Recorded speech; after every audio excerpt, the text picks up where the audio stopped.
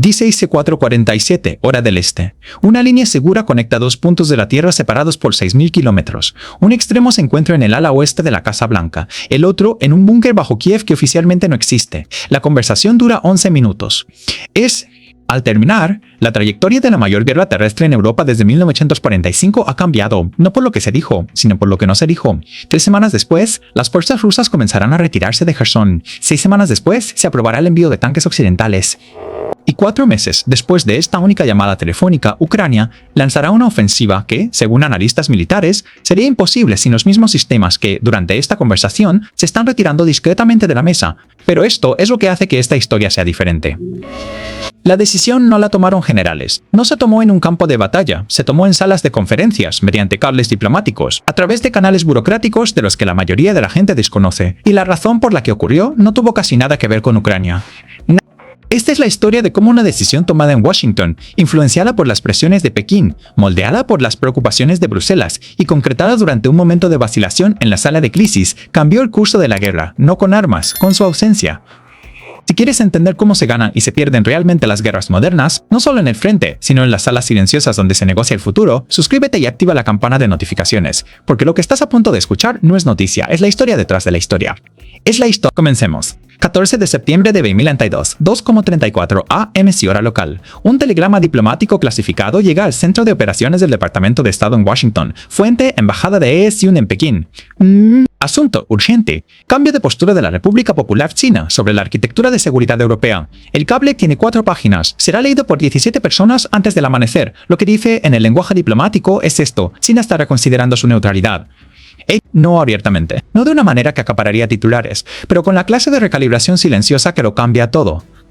Pekín ha comenzado a señalar, a través de canales secretos que la mayoría de la gente ni siquiera conoce, que existen límites a lo lejos que Occidente puede llegar armando a Ucrania antes de que China la considere una amenaza directa a sus propios intereses de seguridad. La lógica, al despojarse de la redacción diplomática, es casi elegante en su simplicidad. Si Estados Unidos proporciona a Ucrania sistemas de precisión de largo alcance, sistemas que pueden penetrar profundamente en territorio ruso, entonces entra en juego la doctrina nuclear de Moscú.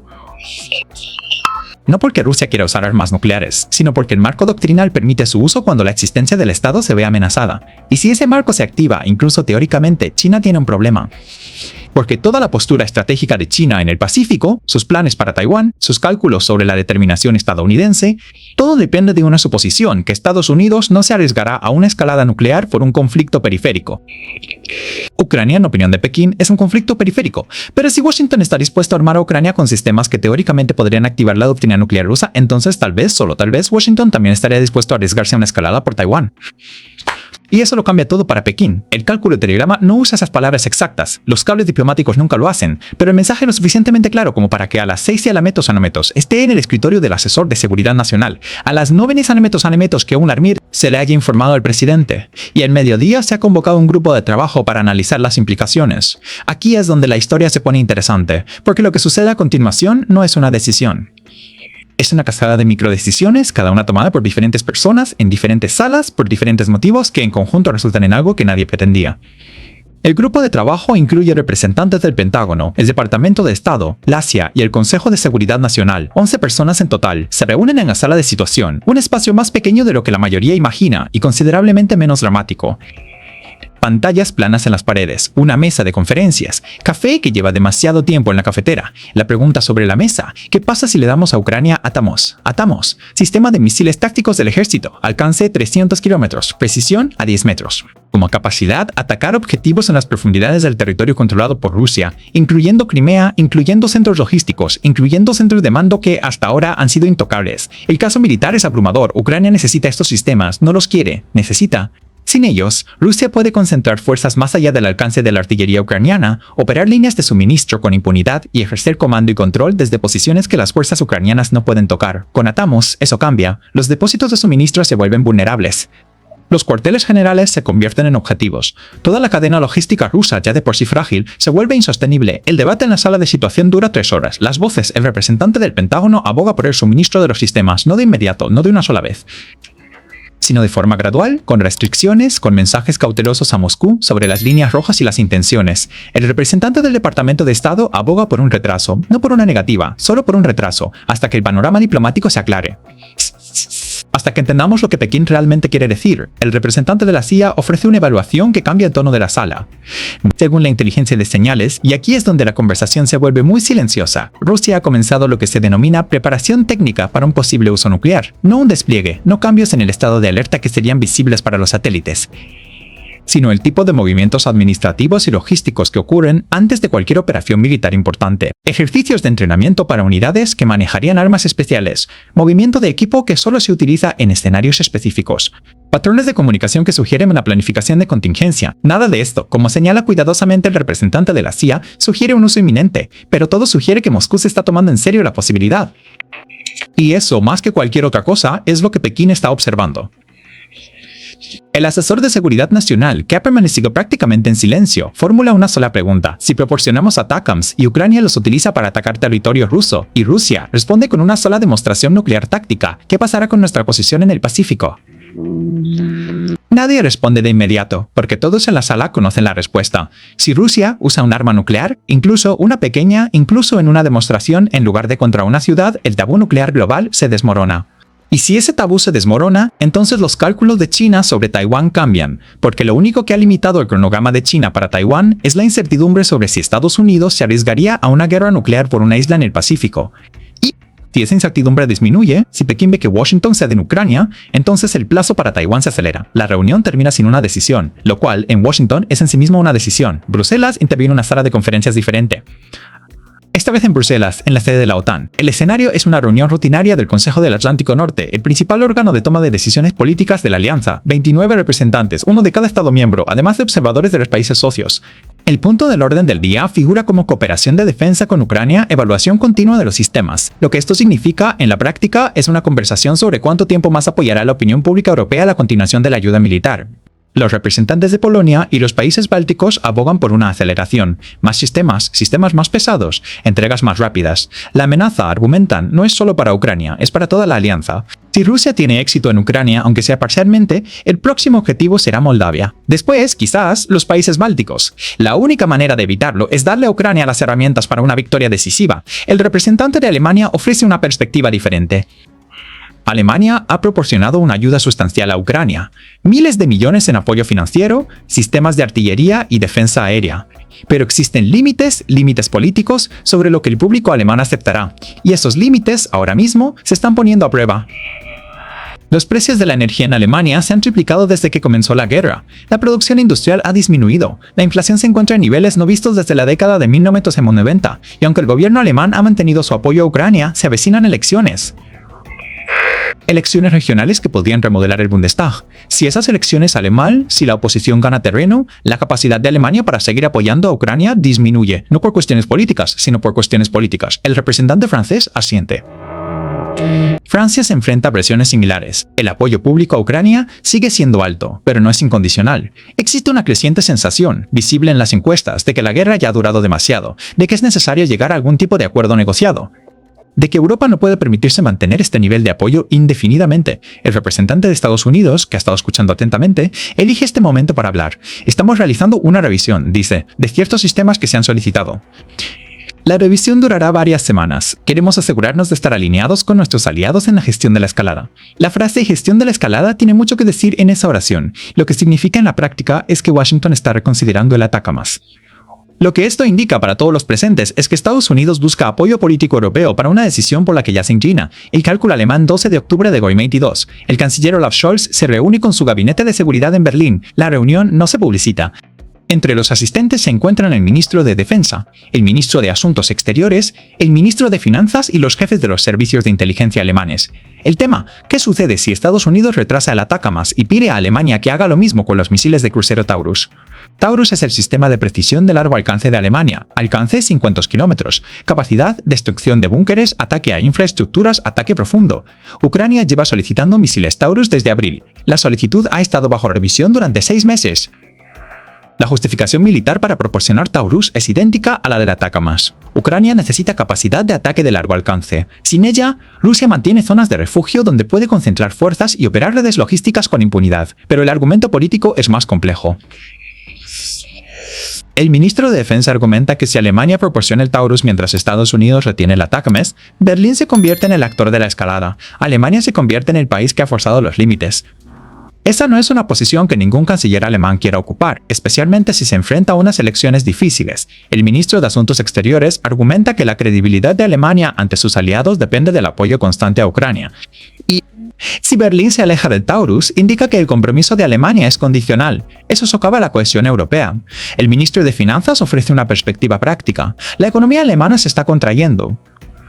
El gobierno está gastando miles de millones en subsidios energéticos para mantener a flote a hogares e industrias. El margen de maniobra político para mantener el apoyo a Ucrania se está reduciendo.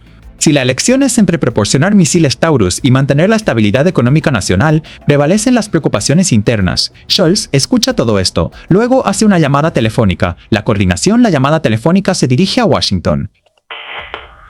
Específicamente al asesor de seguridad nacional. La conversación dura 17 minutos. No existe transcripción de esta llamada en ningún archivo público, pero basándose en los acontecimientos posteriores, la esencia es clara.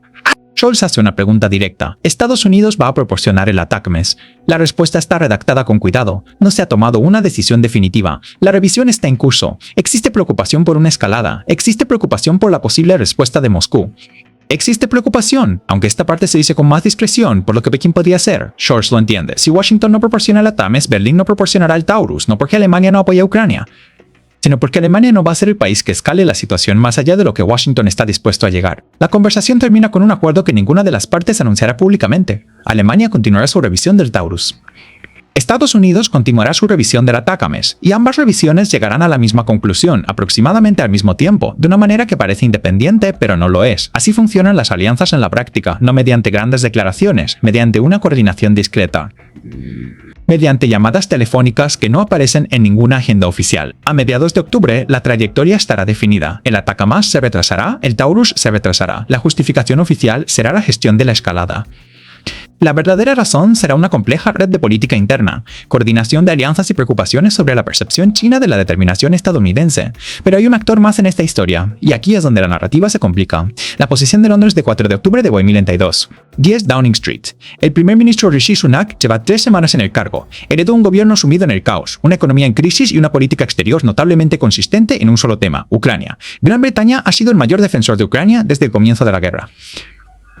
Primero con misiles antitanque en diciembre de 2021, incluso antes de que comenzara la invasión. Luego con artillería, después con defensa aérea. Finalmente, en enero de 2023, con tanques Challenger 2, los primeros tanques de batalla principales occidentales comprometidos con Ucrania.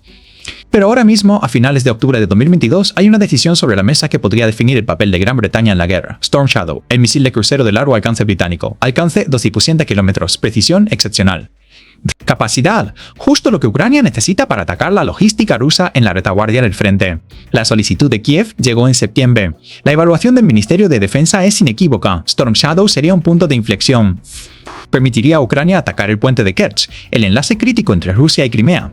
Permitiría ataques contra depósitos de municiones en Luhansk y Donetsk. Alteraría fundamentalmente el cálculo operativo. Pero hay un problema. En realidad, existen 3 problemas. Problema 1. Inventario Gran Bretaña no dispone de un suministro ilimitado de misiles Storm Shadow. El inventario actual es clasificado, pero se estima que hay varios cientos de misiles en total. Cada uno cuesta aproximadamente 1 millón de libras. Si Gran Bretaña proporciona el Storm Shadow a Ucrania, agotaría sus propias reservas. Esto no es necesariamente un factor decisivo, pero requiere una cuidadosa consideración. Porque la planificación de defensa británica presupone cierto nivel de capacidad de ataque de precisión para sus propias contingencias potenciales. La pregunta es, ¿cuántos misiles Storm Shadow puede permitirse Gran Bretaña ceder?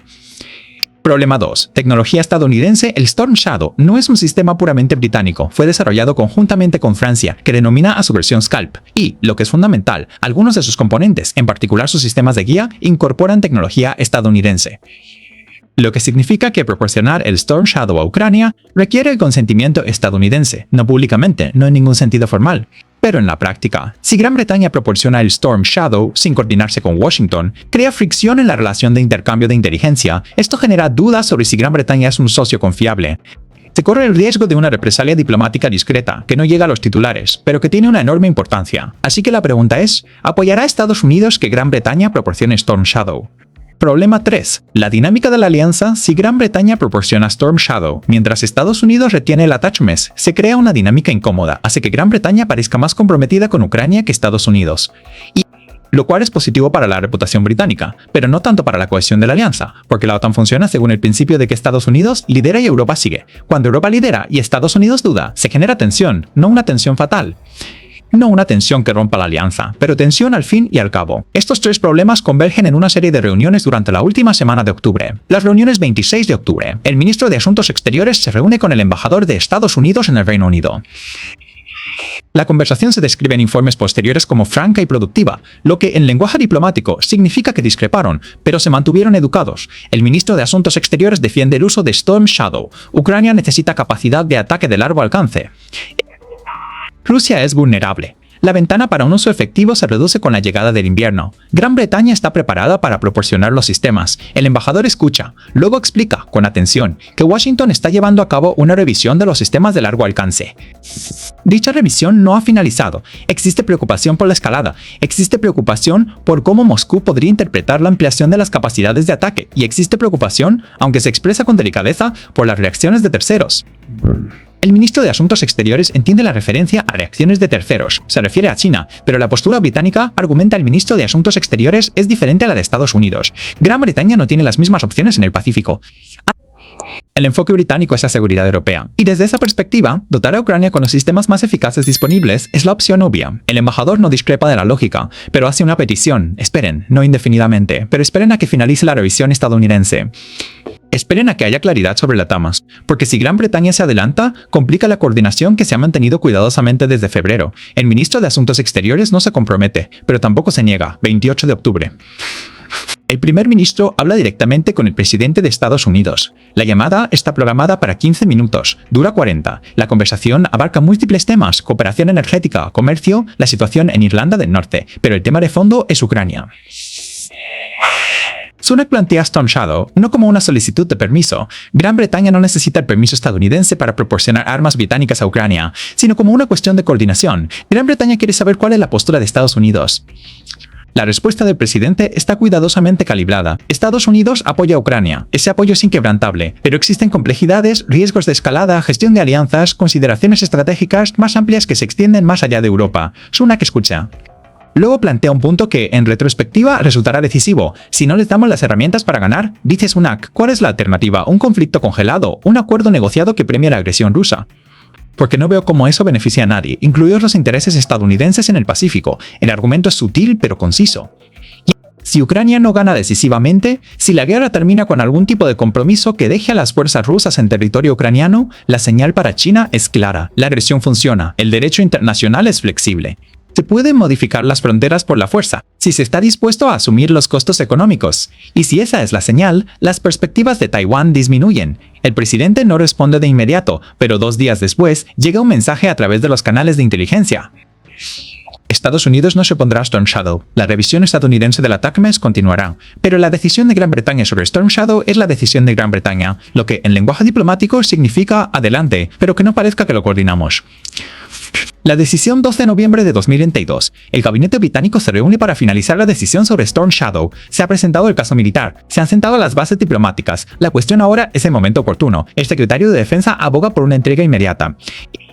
Cada semana de retraso es una semana que Rusia utiliza para fortalecer sus posiciones. Se acerca el invierno. Para que Storm Shadow marque la diferencia, debe estar en manos ucranianas antes de que se congele el suelo. El ministro de Asuntos Exteriores aboga por un enfoque más mesurado.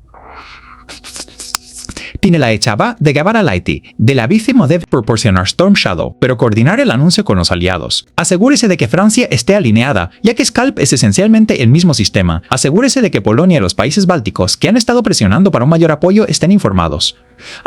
Asegúrese de que Alemania, que aún está revisando Taurus, comprenda que esto no significa que Gran Bretaña se esté volviendo rebelde. Sunak toma la decisión. Se proporcionará Storm Shadow, pero la entrega será discreta, sin anuncios públicos, sin conferencia de prensa. Los primeros misiles llegarán a Ucrania en enero y las entregas posteriores se distribuirán a lo largo de varios meses. El gobierno británico confirmará la transferencia solo después de que las fuerzas ucranianas hayan utilizado los sistemas en combate. Este enfoque logra varias cosas. Proporciona a Ucrania la capacidad que necesita. Mantiene la credibilidad de Gran Bretaña como el mayor defensor de Ucrania. No contradice abiertamente la postura estadounidense sobre ATACMS, porque Storm Shadow se anuncia a posteriori y no como una decisión política.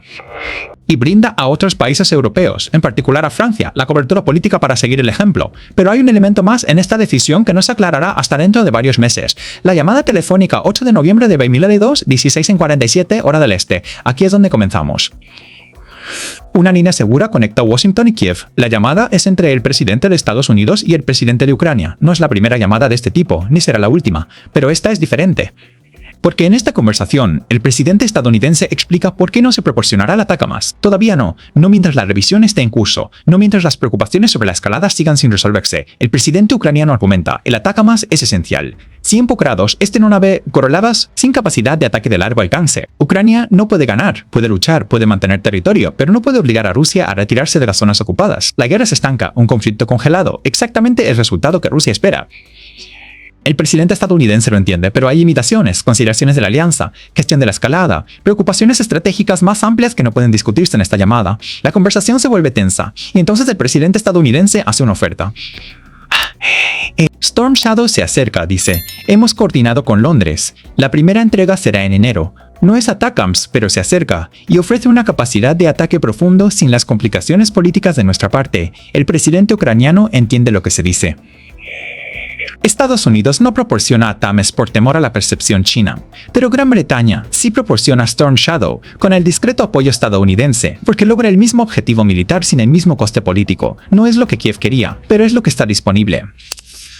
La llamada termina a los 11 minutos. 3 semanas después, las fuerzas rusas comienzan su retirada de Jersón, no por Storm Shadow, que aún no se ha entregado, sino porque la trayectoria general de la guerra ha cambiado. La logística rusa está bajo una presión creciente. Las fuerzas ucranianas están demostrando capacidades que Moscú no anticipó, y la perspectiva de la llegada de sistemas de ataque de largo alcance el próximo año hace insostenible la posición de Rusia al oeste del río Dnieper. Moscú presenta la retirada de Jersón como un reajuste táctico. En realidad, es un reconocimiento de que el cálculo de la guerra ha cambiado. Enero de 2023, los primeros ataques, los primeros misiles Storm Shadow llegan a Ucrania el 11 de enero de 2023, sin anuncio público, sin ceremonia. Solo una entrega discreta a través de Polonia, transportados en camiones sin identificación, escoltados por personal británico y ucraniano. Las fuerzas ucranianas comienzan a entrenarse con los sistemas de inmediato. Storm Shadow es más complejo que la artillería.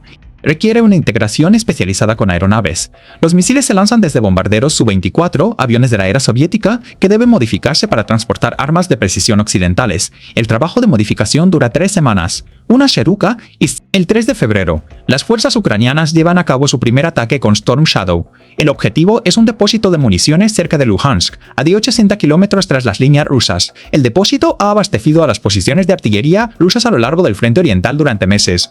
Ha sido intocable porque está fuera del alcance de cualquier sistema que Ucrania poseía. Hasta ahora, el ataque es devastadoramente efectivo. 12 misiles lanzados, 11 impactos directos. El depósito, que contenía aproximadamente 40.000 proyectiles de artillería, es destruido. Las explosiones secundarias continúan durante 6 horas. Rusia pierde en un solo ataque aproximadamente el 10% de su munición de artillería disponible de inmediato para todo el teatro de operaciones oriental. El segundo ataque se produce 4 días después. El objetivo es un puente ferroviario cerca de Melitopol. El puente es crucial para la logística rusa, ya que conecta Crimea con los territorios ocupados en Zaporilla. La capacidad de Storm Shadow para destruir búnkeres, diseñada para penetrar estructuras reforzadas, es ideal para este tipo de objetivo. El puente no se derrumba por completo, pero está tan dañado que las fuerzas rusas no pueden usarlo para transporte pesado. Tanques, artillería, cargamentos de munición, todo debe ser desviado por rutas alternativas que prolongan los plazos de entrega. A mediados de febrero, las fuerzas ucranianas habían llevado a cabo 17 ataques con misiles Storm Shadow. La logística rusa, que ya era frágil, comienza a colapsar en ciertos sectores. Pero esto es lo interesante. Los ataques no son solo militares, son políticos. La decisión alemana 15 de febrero de 2023. El canciller Scholz anuncia que Alemania no proporcionará misiles Taurus a Ucrania. La decisión se explica en términos de gestión de la escalada. La postura del gobierno es que Alemania seguirá apoyando a Ucrania con artillería, defensa aérea y ayuda financiera, pero los sistemas de ataque de largo alcance superan un umbral que Alemania no se siente cómoda cruzando. El anuncio provoca críticas inmediatas de Polonia y los países bálticos, que argumentan que Alemania está socavando la seguridad europea. Pero esta es la realidad. La decisión de Alemania no se centra principalmente en la escalada, se trata de una cuestión política. El éxito de Storm Shadow ha hecho que Taurus sea redundante. Ucrania ahora cuenta con la capacidad de ataque de largo alcance que necesitaba. Proporcionar Taurus además de Storm Shadow no cambia significativamente la situación en el campo de batalla. Sin embargo, sí le crea problemas políticos a Scholz a nivel nacional. La oposición ha argumentado que Alemania está haciendo demasiado por Ucrania, que los contribuyentes alemanes soportan una carga injusta, que los precios de la energía y la tensión económica son el resultado de un compromiso excesivo con una guerra que no es la de Alemania. Si Scholz proporciona a Taurus después de que Storm Shadow ya se haya entregado, le ofrece a la oposición un argumento perfecto. Alemania está escalando mientras Gran Bretaña se beneficia diplomáticamente. Así que Scholz dice que no. Y como Storm Shadow ya está haciendo el trabajo que Taurus habría hecho, el impacto militar de la negativa de Alemania es mínimo. Esta es la genialidad, si se le puede llamar así, de la coordinación entre Washington y Londres. Al permitir que Gran Bretaña proporcione Storm Shadow en lugar de Estados Unidos, la alianza logra su objetivo militar y Ucrania obtiene capacidad de ataque de largo alcance, sin crear una situación política en la que todos los países europeos se sientan obligados a igualar el compromiso estadounidense. Alemania puede rechazar el Taurus sin socavar la posición militar de Ucrania. Francia puede retrasar las entregas de Scalp sin crear una brecha de capacidad. Y Estados Unidos puede mantener su postura de que está gestionando la escalada con cautela, incluso mientras los misiles británicos atacan objetivos en las profundidades del territorio controlado por Rusia. No es elegante, pero funciona. Marzo de 2023. Planificación de la ofensiva a principios de marzo. Los planificadores militares ucranianos están construyendo el marco para lo que se convertirá en la ofensiva de verano. El plan depende de varios supuestos. Los tanques occidentales llegarán a tiempo. La munición de artillería estará disponible en cantidades suficientes y, lo más importante, las redes logísticas rusas pueden verse afectadas lo suficiente como para que las fuerzas rusas no puedan reforzarlas eficazmente. Storm Shadow hace viable este tercer supuesto. Los planificadores ucranianos identifican 70 objetivos de alto valor en los territorios ocupados, puestos de mando, depósitos de municiones, centros logísticos, puentes ferroviarios, instalaciones de almacenamiento de combustible, todos ellos fuera del alcance de la artillería tradicional.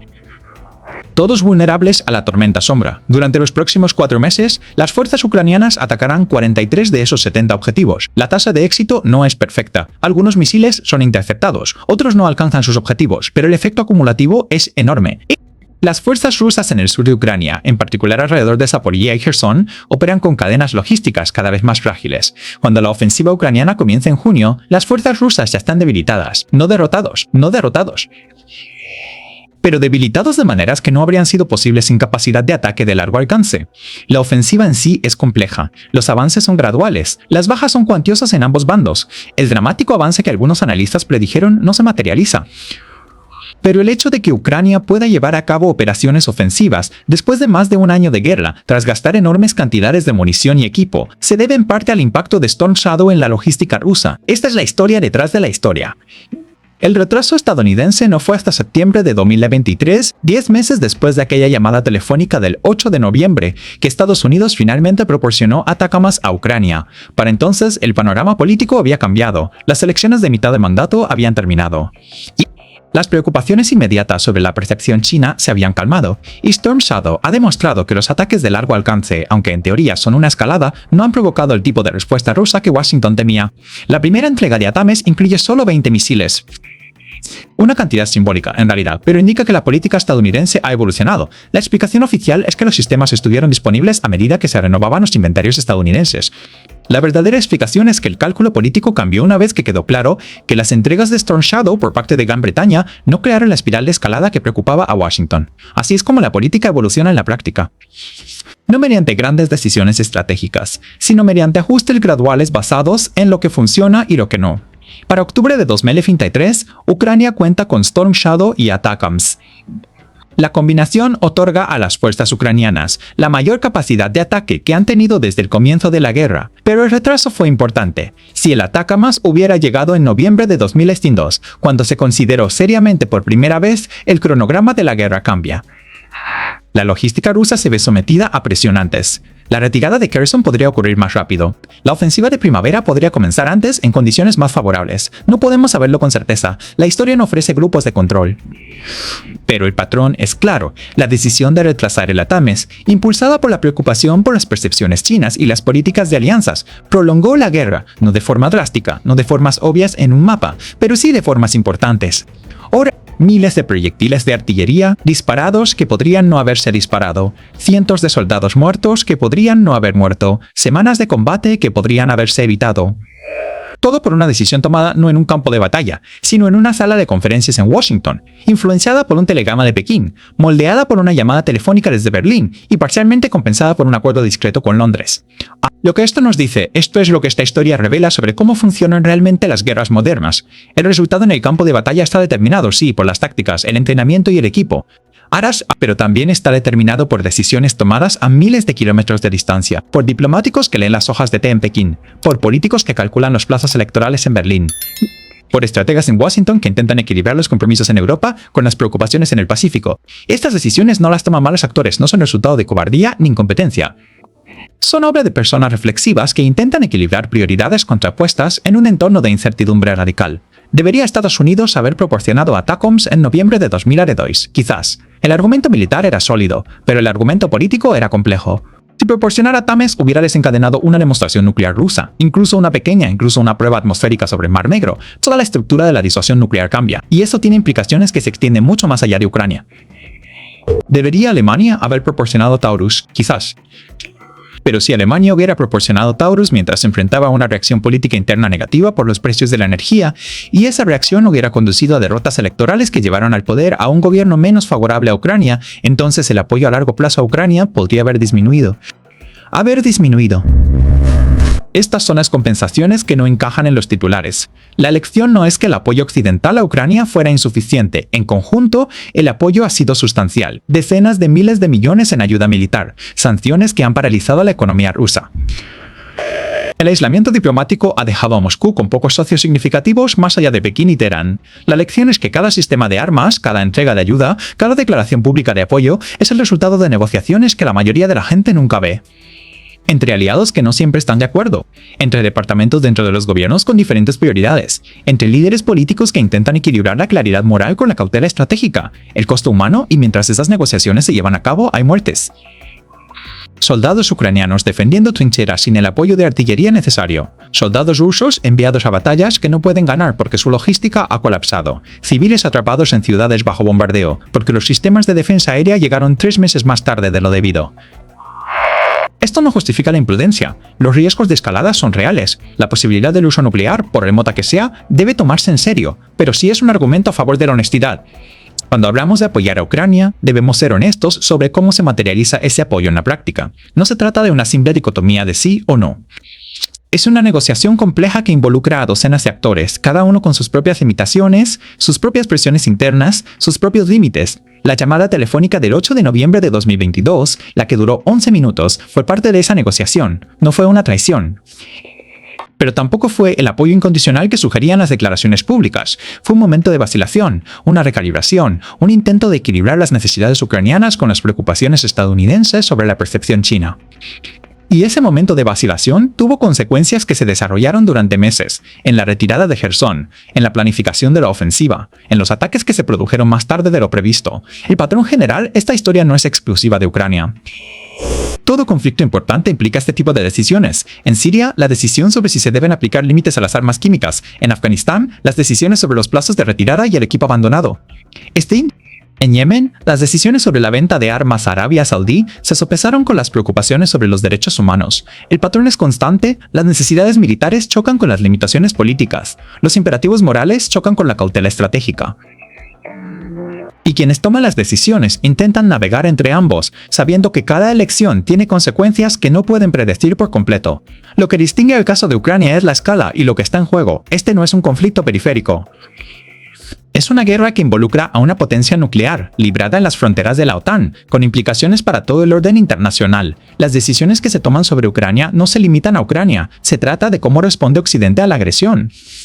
de si el derecho internacional significa algo, de si las fronteras se pueden modificar por la fuerza en el siglo XX y esas decisiones se toman en parte en salas de conferencias donde la principal preocupación no es la soberanía ucraniana, sino la percepción china de la determinación estadounidense. Es incómodo, pero es la realidad. La pregunta que nos plantea que esta historia nos plantea la siguiente pregunta: cuando la guerra en Ucrania termine, sea como sea, las decisiones tomadas en noviembre de 2022 se considerarán una prudencia prudente o una costosa vacilación. Se recordará el retraso del ATACMS como una gestión responsable de la escalada o como una prolongación de la guerra que costó vidas. Y se considerará la coordinación entre Washington y Londres en Storm Shadow como una astuta política de alianzas o como una solución alternativa a la reticencia estadounidense. Aún no lo sabemos. El juicio de la historia sobre estas cuestiones dependerá de lo que suceda después. De si Ucrania logra un acuerdo sostenible, de si Rusia enfrenta consecuencias significativas por la agresión, sobre si el orden internacional que surgió tras la Segunda Guerra Mundial puede sobrevivir a su desafío más serio desde la Guerra Fría. Pero lo que sí sabemos es esto: la guerra en Ucrania no la libran solo soldados, la libran diplomáticos que negocian en Bruselas, políticos que calculan en Berlín, estrategas que diseñan escenarios en Washington, analistas de inteligencia que interpretan señales de Pekín. Y el resultado estará determinado tanto por esas negociaciones como por lo que ocurra en el campo de batalla. Esa es la historia detrás de los titulares. Esa es la llamada telefónica que lo cambió todo, no por lo que se decidió, sino por lo que se retrasó, lo que se calibró. Lo que se coordinó de maneras que el público nunca ve. Así es como se ganan y se pierden las guerras en el mundo moderno. No con discursos dramáticos ni batallas decisivas, sino con llamadas telefónicas que duran 11 minutos y decisiones que tardan meses en hacerse visibles. La pregunta es si estamos dispuestos a analizar honestamente esas decisiones, y si estamos preparados para las consecuencias de las decisiones que aún se están tomando. Si esta historia cambió tu forma de pensar sobre la guerra en Ucrania o sobre cómo funciona realmente la política exterior, compártela, porque estas son las conversaciones que debemos tener. No sobre héroes y villanos, sino sobre la confusa realidad de cómo se toman las decisiones cuando hay tanto en juego. Suscríbete para ver más historias que van más allá de los titulares. Y si quieres profundizar en cualquiera de estos temas, la sección de comentarios está abierta. Gracias por ver. Nel finca y el etiarlo y al